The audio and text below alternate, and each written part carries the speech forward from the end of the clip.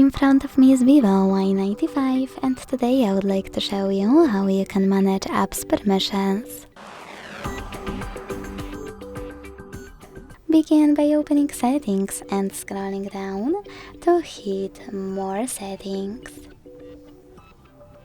Then select App Manager. Click on one of your apps and tap on Permissions section.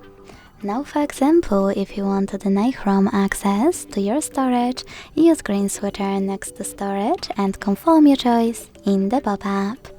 To allow it, click on the same now gray switcher. Thanks so much for watching. If you enjoyed this video, leave a like, comment and subscribe. Bye!